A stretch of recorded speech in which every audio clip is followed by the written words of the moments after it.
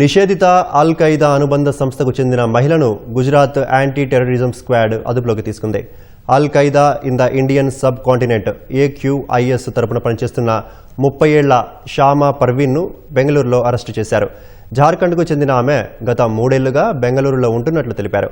ఆమె ఇన్స్టాగ్రామ్ వంటి social media వేదికల ద్వారా యువతను ఉగ్రవాదంలోకి ఆకర్షించే ప్రయత్నం చేస్తున్నట్లు వివరించారు. ఒక అల్ ఖైదా ఆపరేటివ్ వీడియోను కూడా ఆమె షేర్ చేసినట్లు గుర్తించారు. షామా పర్వీన్ను బెంగళూరులో అరెస్టు చేసి అహ్మదాబాద్ తరలించారు. దేశంలో ఉగ్రవాదులకు మద్దతిస్తున్న వారిని గుర్తించడానికి అధికారులు చేపట్టిన ప్రత్యేక ఆపరేషన్లో భాగంగానే ఆమెను అరెస్టు చేశారు. జూలై 23న AQISతో సంబంధమున్న మహమ్మద్ ఫర్దీన్, సెపుల్లా కురేషి, జీషన్ అలీ, మహమ్మద్ ఫైక్ అనే 4 ఉగ్ర అనుమానితులను గుజరాత్, ఢిల్లీ, నోయిడాలో అదుపులోకి తీసుకున్నారు.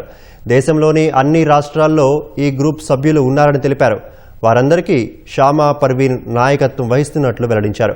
అల్ ఖైదా ఇతర ఉగ్రవాద సంస్థలకు చెందిన స్లీపర్ సెల్ విభాగంతో విదేశాల్లోని ఉగ్ర సంస్థలతో వీరికి సంబంధాలు ఉన్నాయని అనుమానిస్తున్నారు. ఈ మేరకు దర్యాప్తు చేపట్టినట్లు ATS అధికారులు తెలిపారు.